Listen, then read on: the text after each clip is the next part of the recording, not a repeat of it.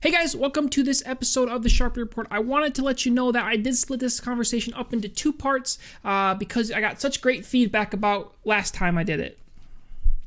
No, I know you guys don't like that very much, but I wanted to do it because we ended up talking for almost 2 hours, and a 2-hour long conversation can really drag on, and it touches on a lot of things that not everyone is super passionate about.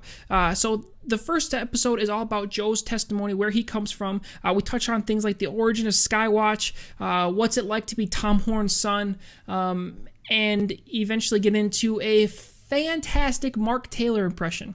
That alone is worth the whole episode. But I know some people aren't as interested in that, and they want to focus more on the scientific aspects. So instead of making you sit through a whole hour episode about Joe's story, which, by the way, is super interesting, anyone who's going through health issues right now is definitely a must listen to. But instead of sitting through that, you can wait till next week where we dive into all of the scientific issues when it comes to testosterone, excitotoxins, estrogen, all that sort of things, and how the food culture is really starting to corrupt the way we think and what we eat, and how to work around those, and even the spiritual issues that come alongside those. So I wanted to split it up into two. I know you guys love it so much, but oh well, that's the way it is. Hey, I hope you enjoy the Sharpening Report. As always, if you have any guests you want to see, let me know. I'll do my best to get them on the show. We have a website that has stuff on it if you want to check it out. Yeah, I hope you guys enjoy the show. It's a really great conversation with Joe Horn, the CEO of SkyWatch. So take a listen, and I hope you enjoy it.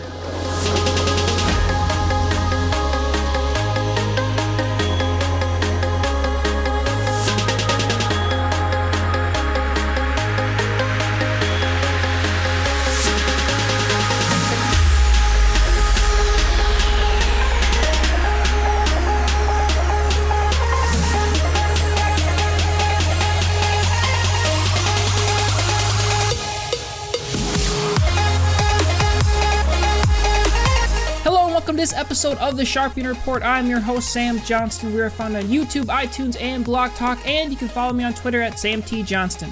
On this show, we like to prepare you with many different weapons and information on things like the government, things like the mainstream media, and even the literal spiritual warfare that we encounter every day.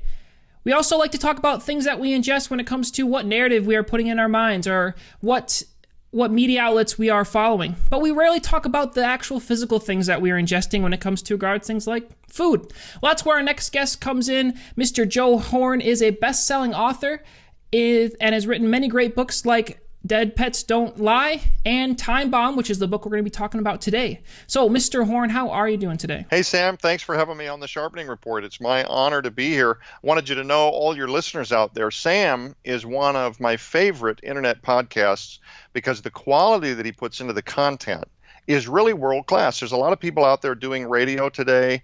They often receive questions from a potential guest they've not given any homework to. They're just reading off of a flow chart. Sam, you're one of the few individuals out there that actually vets your guests, does the hard-hitting homework behind the interview to give a quality experience for the listener. So I just want you to know, Sam, you're producing one of the highest level podcasts out there. Well, I appreciate that very much. Yeah, I do appreciate that. Before we get too much into your book, I would love to hear about your background. Everyone knows that you have a dad, so we don't need to get into that. Yes. I think everybody has a dad, right? Yeah, I've just been listening to a lot of your shows that you've been on lately, and anyway, we'll just move on. So where do you come from? What's your background? And before we get into the health issues, just who are you? So for those that haven't followed my career, you mentioned my dad. He's a multi-time best-selling author. For those that don't understand what we're joking about. And for a long time, I was represented as, it's Tom's kid. Until this year, a couple of years ago, we put out this expose called the Dead Pets Don't Lie book, and we can talk little bits about that if you like. And this year, we've just put out a book called Timebomb about the food genocide that's happening in this country. But who am I? I don't have a built-in expectation that your listeners are super interested in who I am, apart from these projects. So I won't indulge for an hour on that part of the question.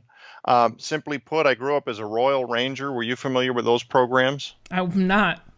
Think of Boy Scouts only for Christian boys. Okay. For only boys, or do you include girls in that one too? They had a program through the Assemblies of God similar to that called the Missionettes. Are you familiar with that?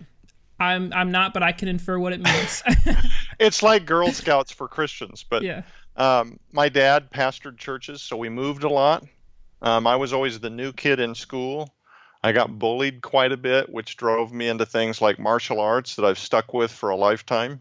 Even when my health has had challenges, I was there in spirit, if nothing else. Just um, not your traditional like ordinary boy, not the kind of boy you might not notice. The class clown. Got into my fair share of trouble. In fact, when I graduated high school, I was so proud of all of my detentions and stuff. I went into the school, Corbett High School in Oregon, and I said, "Hey, can I get my profile or my file? Not my profile. Can I get my file?" As I wanted this pile of pink slips, just for bragging rights. I was proud of the damage I had done, and really just somewhat obnoxious. I wrote a little bit about this in the book. When Once We Were a Nation, I tell just a little tiny bit of this backstory, but. Pastor's kid, super obnoxious. My behavior was never a reflection of how wonderful my parents were. That was the irony. I had parents that were awesome. They were committed not to like even arguing in front of the kids. They would go to the other room and have discussions about stuff they were dealing with. But you could call it maybe and pastor's kids will relate to this. My parents tried to police my encounters with the body of Christ as much as they could. But I was exposed to my fair share of you're the pastor's kid. You're supposed to set the example. The expectation that you're supposed to be perfect because you're the pastor's kid. And all the pastor's kids watching this program are going, yeah, me too. That wasn't exclusive to me, but I think that might have had a tiny, tiny bit to do with why, I was that kid. If you told me to sit down, I just wanted to stand up. Or be quiet, I'd find something to tap on, Yeah. Anyway. Well, maybe it was you. Well, eventually you learned about how the public school system is kind of a wreck anyway. So maybe it was just your early hedging the bets against trying to tear down that system a little bit. Well, perhaps I had some heroes too. I had some good teachers. I had some good leaders in the church too. I'll never forget Commander Dave Horde. Outpost 64, Gresham, Oregon. This guy, he's still there, by the way. He's been there over 42 years, but he just one of those men of God that he will reach out in particular to the troubled kids, make them feel 10 feet tall, make them proud of themselves, and kind of help them realize the best about themselves when maybe everybody else has kind of written you off as the delinquent that's probably a waste of investment. So I had heroes. My parents did a great job.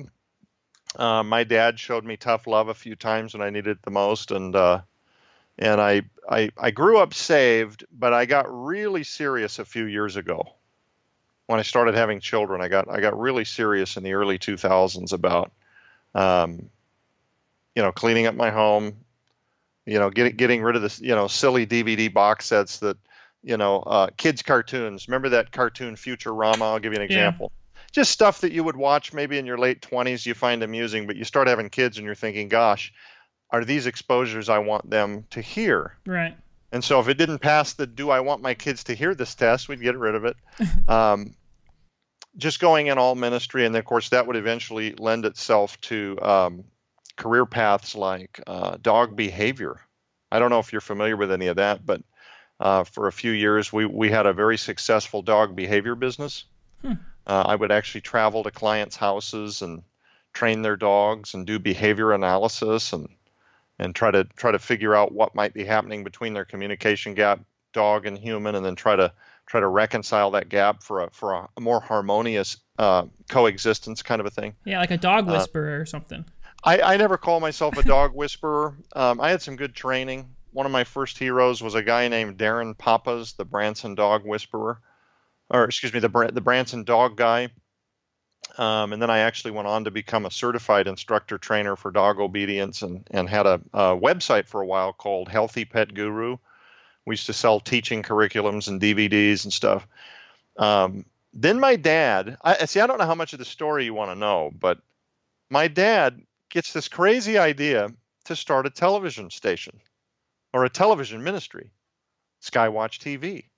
And what a lot of people don't know, if you want content that like nobody knows, I'll share this with you. Okay. But you got to jump in because you've asked me about who I am, where my past, and all All right, that. let's hear it. You tell me if we're getting off track here. But my dad gets this wild idea to start a television ministry. And at this time, he's not even calling it SkyWatch TV. We're living in Oregon in about 2006, 2007-ish. And long story short, his stated position for like several years was, I've got to stop. He was involved in several ministries as the chair over a campground, and he was overseeing a bunch of stuff. He was part of a board for a camping conference ministry, and a bunch of religious organizations and stuff. He said, I got to get your mom set up. I don't know how long I've got. I don't expect to cash out anytime soon, but I'm in my 60s now. I've got to get her set up so that if anything ever happens to me, she's got a little nest egg and she's secure. So he moves to Missouri, where the housing is way less than it is in Oregon, where we were living. And I think this is what he's going to do. He's going to retire. He's going to take some of the money that he's made throughout the years doing real estate and other adventures, and he's going to set her up and retire. But then he gets this itch to start a television ministry. And the more I heard him elaborate on it, it sounded an awful lot like what SkyWatch has become. But this is the content like nobody knows. I originally was telling him, you really got to think about doing this. I was cautioning him to be very careful. I said, it makes no sense to me at all that you're going to take the amount of capital that you've managed to shell away for mom, the stated position to get her set up. You're going to put it all into this huge television endeavor that you may or may not even live long enough to decide whether you were happy you'd started it. And I was very cautious, and I quote, Sam, now you've been to SkyWatch, so you know what it looks like. But I jokingly said, you're going to end up, this was about 5 years ago, I said, you're going to end up in an old retired like Walmart building they've closed down with like 30 people that depend on you to continue this ministry. And if it turns out it's stressful, it's overwhelming, you don't know anything about being in the television ministry business. I was just a lot of caution here. Well, anyway, fast forward. This was all while I was running my dog training business. I was actually a guy that was pretty concerned about it. And he just kept saying, I just got this feeling. God's calling us to do it. He'll work out the details. He's going to take care of it. And so anyway, the rest is history. We started a television ministry called SkyWatch TV. And about year number 2.5, God finally wore me down and got me to submit. I was running my dog training business. I wasn't content doing it. I was content doing it. Does that make sense? It's what I wanted. Yeah. But spiritually, I could not feel settled. It was like he just would not let me have the thing I wanted. Yeah. Does that make sense? Oh yeah, absolutely. Yeah. So not to speak in riddles, but I was content doing it. I know one man who's spoken riddles, and he's pretty important, so it's probably okay. Probably, well, not to put myself on par with the Messiah, but no. Yeah, I cautioned him against it, and he steps of faith, and finally, I really started to see that what I wanted out of life could be more fruitfully placed at a ministry vocation like SkyWatch. And I did it very trepidatiously, and I did it very much like I had surrendered, and the Lord is going to have to show me how this works. As I got to that point where I surrendered, Sam. I said, Lord, I'm not going to train any more dogs. I'm not going to sell another training kit. I'm not going to do any of that stuff if you're not in it. I just got tired of trying to do both, because I would edit trailers and edit the television program earlier. This is way before we had Josh and a bunch of our other editors. And then I'd be working, five clients between weeknights and weekends with dog training stuff, just constant treadmill. Right. So burning my adrenals out, man. Yeah. Getting tired. Plus, I was starting to get really sick at that time too. Yeah, well, that's a perfect transition to Timebomb, which is a book based around health and the dangers that our culture has put forth in the food habits that we've gotten into. So let's talk about that. Let's talk a little bit, continue on your background a little bit to talk about the health problems that you have encountered, which led you to writing Timebomb. Sure. In my late teens, I first started developing the first symptoms of issues with digestion. They were very subtle. And just a little context, I was also finishing high school. I don't want to say dropped out. I finished high school as a homeschooler. So 16 years old, I was the only one I knew at my age that had a car, a 40-hour-a-week job driving a deli wagon. Now, if I use the phrase roach coach, most people, oh, okay, I know what he's talking about. We were very clean. We were all stainless steel, very clean, organized. But if I say a deli truck, most people don't know what I'm talking about. So you have to say roach coach, and all the construction guys are like, oh, okay, I get it now. Yeah. But you've seen them, those stainless steel trucks. You pull up, you open the doors, you've got burritos and hot stuff in the back, and then on the side you got Mountain Dews and chips and all this garbage. Well, so 16 years old, I'm eating almost complete diet of processed foods, Mountain Dews, garbage, drinks, chips, stuff like this. I started developing digestive issues, and I remember I had a scary situation when I was about 16 where I passed some blood in one of my stools, and my dad ran in, and I said, "What is this about?" And he took me to the doctor, who decided it was probably hemorrhoids. Trying to think, man, this would have been probably mid 90s, I'm guessing. And that was the very beginning of my issues with digestion. He asked me, the doctor said, "How much water are you drinking?" And I said, "Water? Like, what do you mean water? Just water?" No, this is a real situation. He goes, "How much water are you drinking?" And I said, "Well, I drink like 2 or 3 Mountain Dews a day, and that's got water in it, right?" I'm 16, right? Anyway, that's where my mentality was, not thinking at all about what I was eating. So let me fast forward, because this goes on for almost 20 years. The digestive issues get much, much worse. But in my early 20s, my wife and I found out after 4 years of trying to procreate that according to the doctors, and I quote, the likelihood of us having children without assistance, meaning like insemination or in vitro or something like that, would be like a meteor hitting the earth. They told me the chances were negligible. Now, today I've got 4 children, but that's a whole other story. The point is, if you study some of the stuff we're going to talk about in this program, the links in testosterone, the drop in effective sperm in men, and a bunch of things related to testosterone, the prostate, the gut, inflammation in your core, it all kind of stems out of food. And this is where a lot of people don't understand what we're eating is literally changing our physiology. But not to get ahead. So anyway, all through my 20s, this would go on. I would get diagnoses like painful bladder syndrome, random, sometimes violent, painful, inflammation, burning in the bladder that they would just call random and kind of non-discriminant and maybe genetic, or we don't really know. And they would give me a pharmaceutical intervention for it. Diagnosis like prostatidynia or prostatitis, which is inflammation of the prostate, which creates some very intense pain, Sam, in the most sensitive areas that a man has. And it would just come on. Okay, what's that about?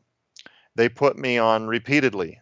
Specialists would put me on things like Cipromax, which is a very powerful antibiotic, for like 90-day cycles to kill this prostatitis that was in my body, which I had no idea at the time that you can't take something like Cipromax for 90 days without tremendous strain on the liver, which dramatically affects the immune system and has the terrible side effect of demanding on your adrenals and killing your gut flora. The healthy bacteria that's in your gut that's there to help you digest food, it just wrecks that. So if you're having digestive issues and then you take more antibiotics, you can further complicate and prolong any effort that your body might be trying to make through the adrenals and to heal your gut. So all through the 20s, I continue on this path. I develop more autoimmune related disease. Finally, and by the way, they labeled it everything. You have a nervous bowel, they would say, or you have IBS.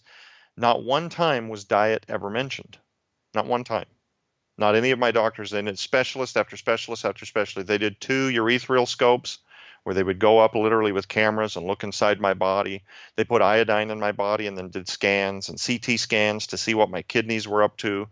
I had 3 colonoscopies by the time I was in my 30s. All of this, and never ever one time diet was never mentioned. It was all just hereditary. These are just, medications offered, pharmaceutical interventions, but never anything holistic or any mention of diet. Well, this all continues to build, and about the time I'm running my dog training business and I'm burning my adrenaline completely to a crisp, and I'm trying to run, parts of SkyWatch, about 3 years ago, this was all hitting an epicenter.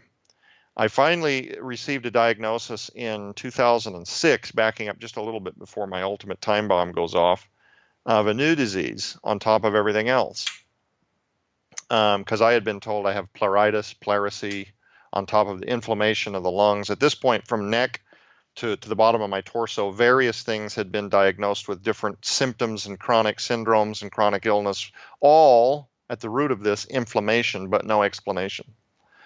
Finally, I'm told my third colonoscopy, I have a disease called diverticulosis, which is it's a series of weak spots in your large intestine, little grape-sized protrusions in the tissue where food will pass and then get stuck in there, and then it gives a breeding ground for little bacteria to kind of percolate and become chronic and then eventually infected. And when you get infected via diverticulosis, you end up with a disease called diverticulitis. And I was told most people with diverticulosis, if they have 3 infections, by the time they have their third one, this becomes chronic for their bodies, and most people end up having a section of their colon removed. So I lived for years knowing with every infection I was moving, in my mind, I was moving one step closer. And then I had my second infection. I'm another step closer. Finally, I had the third infection. Boom. This is all becoming chronic. And then the pain in my guts that comes on with these infections never went away on the third one. Mm. So lots and lots of pain, lots and lots of sharp shooting pains. It felt like the infection was just raging, even though I would find out later after my colon resection. 2017, January, I end up on an operating table where they're taking 16 inches of my colon out. And again, nobody ever said a word about diet. It was all just genetic or hereditary. Quick side note, I'm still under anesthesia and the surgeon walks out and he tells my wife, I don't know what Joe was talking about with all the gut pain. The infection was long since gone. The infection was long since gone. So he's literally looking at this portion of my colon that they had cut out, and they're telling me the infection was gone. That's how much my gut was in pain. I was convinced it was the time bomb that had gone off. It's chronic. They had put me on 3 weeks of antibiotics before this surgery to kill the infection that was in there, and my guts hurt that bad. They hurt so bad, Sam, that I was convinced that having 16 inches of my colon cut out would be getting my life back. That was going to turn about. They're going to get rid of the diseased section of my colon that was riddled with diverticulosis, because they warned me, if I ignore that pain, and it is infection, it will become chronic, it will begin to swell, it will rupture my colon, it'll burst out into my body, this fecal matter, and then it'll become septic. And if that happens, now I'm maybe in the middle of the night, they're scrambling to get a last-minute surgeon, and maybe I've got this infection coursing through my bloodstream now, it goes septic, and maybe I die. That was all on my mind for years. And so when I've got all this gut pain, a third infection, and I'm on 3 weeks of antibiotics, I'm convinced this is that infection that they described to me, where it's resistant to the antibiotics, because each infection has a point of diminished return. This is that moment. So I agreed to the surgery. What I found out, here's the point. As I came out of the surgery and my symptoms got much worse, the issues with digestion, GERD, acid reflux, indigestion, heartburn.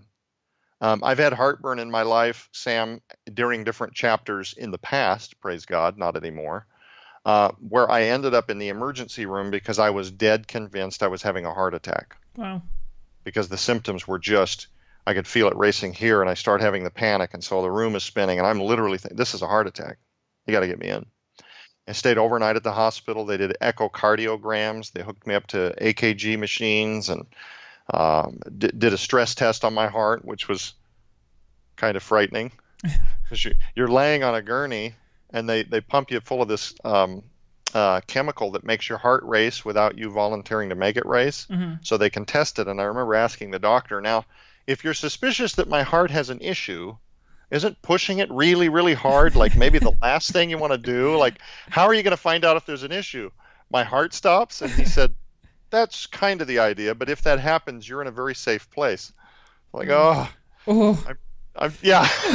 So anyway, just the, and the other thing is diagnoses, being told at various waves over the last couple of years, 5 different, and I'm so thankful. I'm so thankful that they've never found one, but they've tested me for like 5 different cancers over the last couple of years.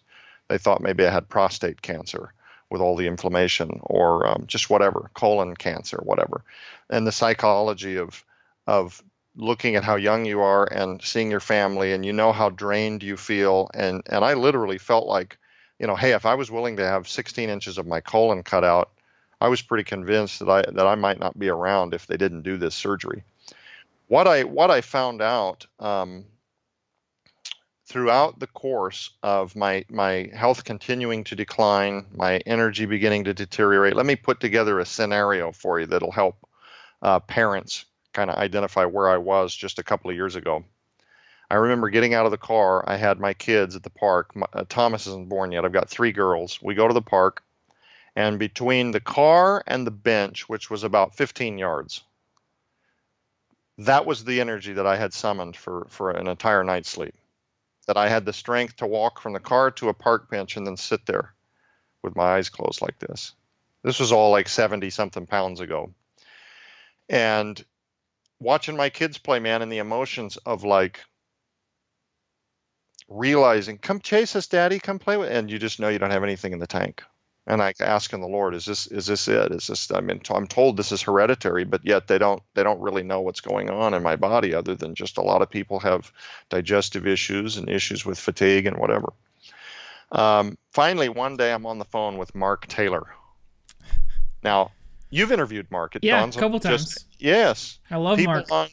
I do too. People on the internet, people on TV, they know him virally kind of as the fireman prophet. He's known worldwide as the fireman prophet, but I'm very blessed to have found a dear friend in Mark. And I'm on the phone with him one day, and he's the kind of a guy, he's the real deal, Sam.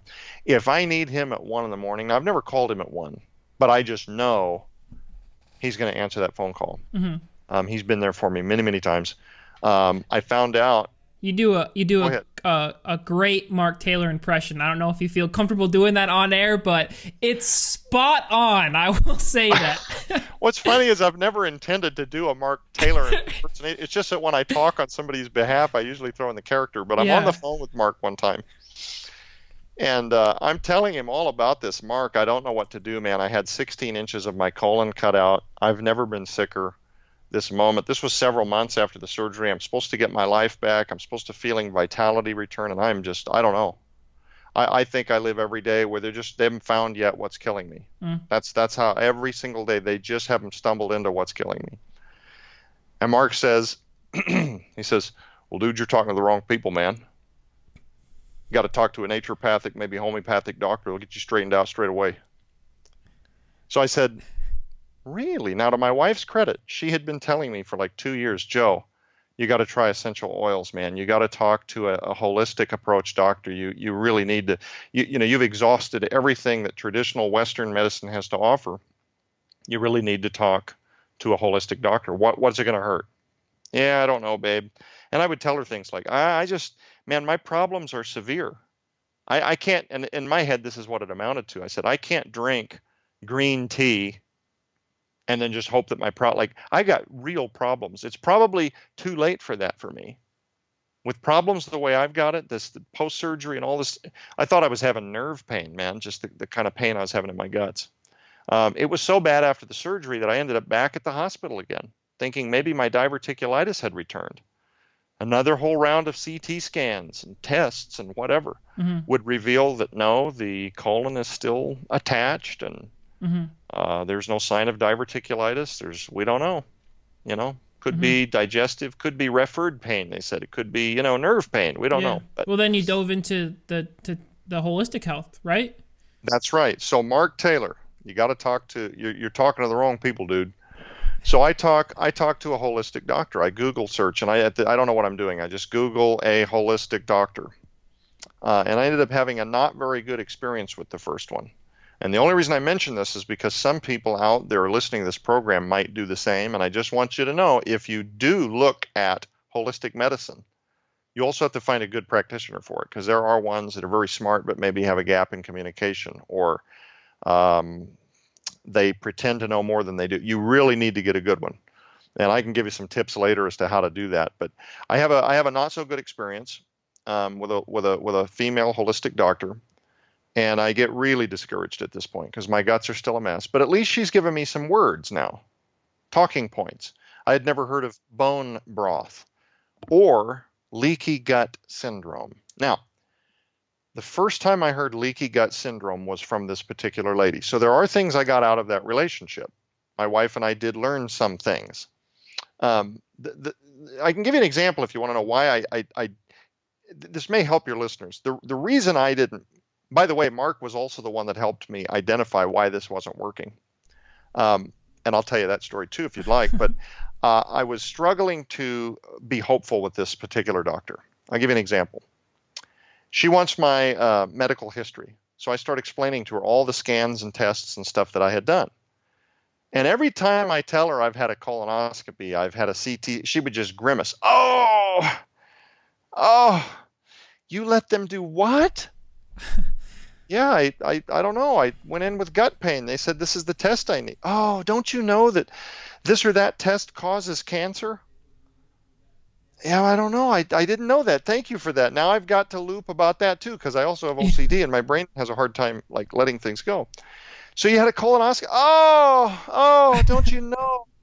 Don't you know that you can have a heart attack all of a sudden with a colonoscopy? The little things they do, they're damaging the tissue and they're taking little, samples of the lining, and it creates injury, which leads to things. And anyway, basically I went in thinking I need some hope. I need somebody to tell me something different. I'm a believer.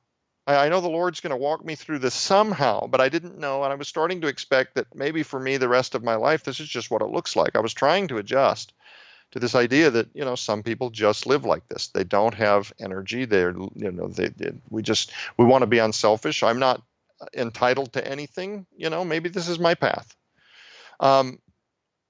Anyway, so I'm telling Mark Taylor about this a couple of weeks later. I said, Mark, I went and saw my first holistic doctor, man. She's scaring me. Well, what's she telling you?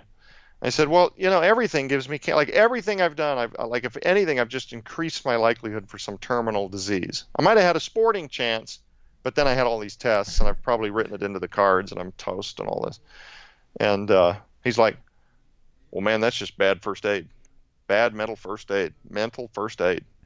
I said, what do you mean? He goes, I don't even know if I should tell you these stories. He basically went on to explain that as a fire sergeant, they train them right away when you show up on scene to a victim that's, stabbed or gunshot victim, something like this. Mm-hmm. You don't show up on the scene and go, holy smokes, man, that looks bad. You probably bleed out before real help gets here. Man, that looks bad. Hey, you guys check this out. This looks really bad. Yeah. Because the patient goes into further shock. It really, really is not good for them. What you tell them is calm down, help is here. You don't make promises about the scenario they're in, but you do everything you can to make them confident, and comfortable, and hopeful, and relaxed. Because mentally, you can spiral yourself into further injury, right? And I had never even heard of the concept of bad mental first aid. He's like, dude, you need to find because at the time, Dr. Don Colbert had helped Mark a lot with some of the issues that he had. And that's why I was listening to Mark, because I knew that he had this history of issues with his health. So I knew that he knew what it was like for years and years to struggle with things and to have pains that were undiagnosed and to finally find real answers in holistic, natural approach medicine. So all the while, I've got the resource that would end up being a significant avalanche of hope for me right under my nose. My journey led me all the way back to a resource that I had known for a very long time in a man named Dr. Joshua Vance, who had been my chiropractor. And he had been advising me, Joe, you need to look at diet. Joe, there's all kinds of ways to improve your gut. And I just wasn't hearing him. I wasn't hearing my wife. I wasn't hearing, I had people in my life like Casper McLeod talking to me about the power of thoughts and how, you may not want to have this surgery done to your colon. Let's take a look at maybe there's natural ways. God has maybe a different plan. He was trying. People were trying. People ask me, Joe, do you think God gave you these illnesses so that you'd go through this and learn a bunch of stuff so that you could help others? And I've thought about that. I don't think so. I think my gluttony, my irresponsibility, my selfishness, I think all of those things had everything in the world to do with why I ended up with the issues that I did with my health. And that God was so good, even despite me, he provided me with a path out. Have you ever heard that old analogy where the man is sitting on top of his house and the floodwaters are rising, so he's up on the rooftop, and his neighbor comes by and he says, "Hey man, water's coming. You've only got a few hours before it takes over the bottom of your house. We're leaving town. You want to go with?" "No, God's going to get me out of this." So the floodwaters rise. You've heard this? Mm-hmm. Yeah. I'll share it just in case your listeners haven't. So the floodwaters, now they're mid-windows. It's really coming. A guy on a boat comes by. "You got to come, man. You got to come. You're going to get swallowed up." "No, the Lord's going to get me out of this. I just have faith that he's going to get me out of this." A few more hours come by or go by, and the floodwaters keep rising. Now they're up on top of the roof. He's all the way up to the pitch, and a helicopter goes by. "Hey, man, I have a ladder. I drop it now. You want to get on? We got to go.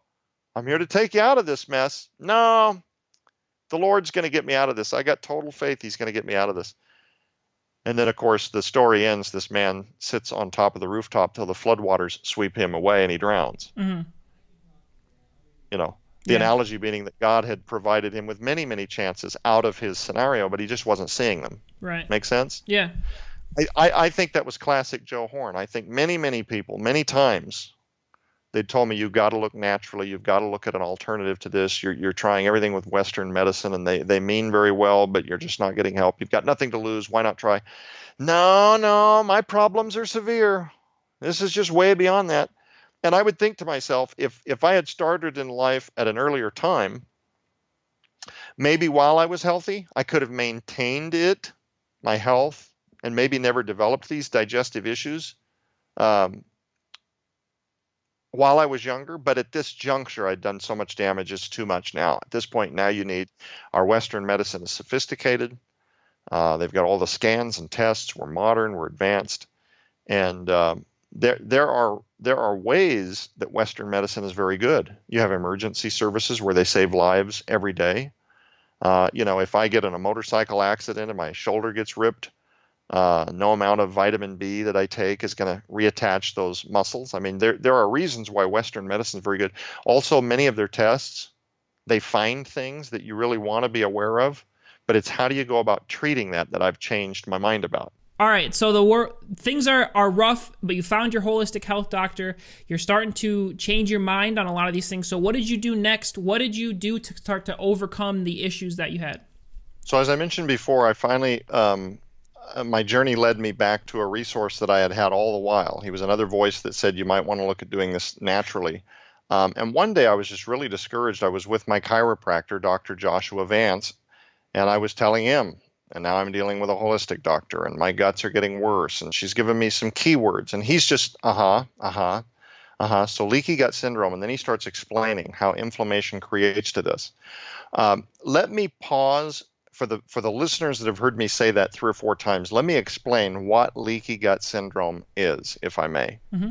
Leaky gut syndrome is kind of an anomaly that we've brought on over the last 2 or 3 decades through the various ingredients that we've started putting in all of our foods. It's the pesticides that you're seeing in big farming, that like glyphosate in almost all the grains now, makes it into almost all the cereals now. These are things that God never intended to be in our bodies. They were never intended for our bodies to try to digest, break down. They're total foreign invaders.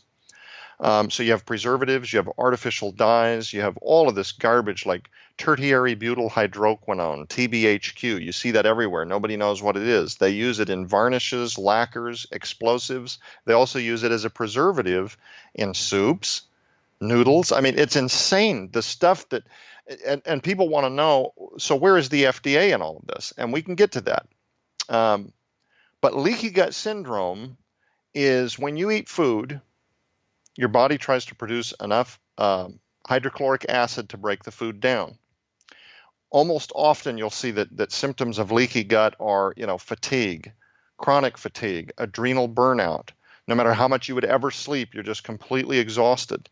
Adult acne, migraines, You'll have people go to the neurologists and they'll try to find out why they have these constant migraines. It could be things they're eating. Hormonal imbalances. There are dozens of autoimmune type diseases that the world's leading holistic doctors and scientists now are barely beginning to tip the iceberg in their understanding of how the gut is maybe the culprit behind a lot of autoimmune disease, like fibromyalgia, Crohn's, ulcerative colitis, MS, diverticulosis, digestive issues, acid reflux.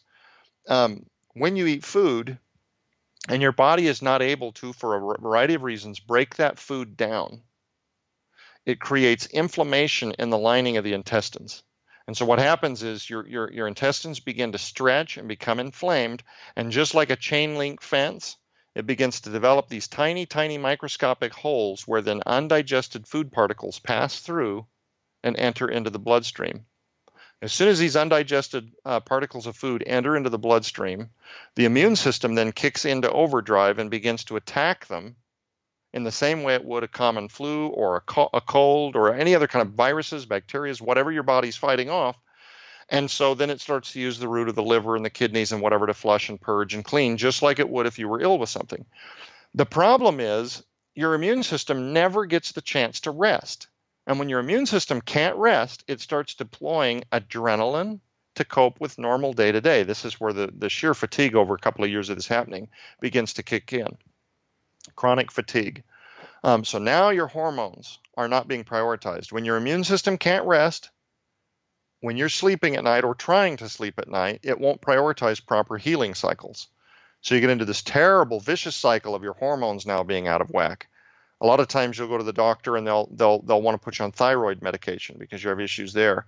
And hyperthyroidism can be an offshoot of the fact that your hormones are out of whack because your cortisone isn't being processed properly in the morning, that boost you get to get up out of the bed and begin your day, or it's producing cortisone too late in the evening because the adrenaline glands are completely tapped, and now you're exhausted, but you can't sleep at night. This is a lot of Americans, Sam. The world's leading holistic doctors now believe that as many as 80% of Americans are being affected by leaky gut syndrome. Wow. And that if they don't know it yet, because you don't always have to feel it in your gut, it can manifest in things like arthritis. You can have these offshoots that start in the gut. 80% of your immune system resides in the gut. And so when that's compromised and it's not able to rest and recalibrate, your whole body is open now for disease, autoimmune disease. Your immune system will create a memory of attacking, let's say, strawberries. If you eat strawberries and you're not traditionally allergic to them, as soon as it recognizes that molecule, that little fiber of food, it will start to create a memory pattern of that being one of the bad guys every time it passes into your bloodstream. And that's where you develop food sensitivities, because your immune system literally starts to recognize undigested strawberry. Okay, it's a foreign invader. We got to attack it. The problem is it'll start to attack it before it's passed through the lining of the intestines as well. This is where a lot of the injury to our intestinal tracts comes from. And it's one of the reasons why if you have like Crohn's, this stuff can be reversed. And Sam, let me collapse this because I think we're running out of time here for this hour. What I discovered was so much bigger than my gut.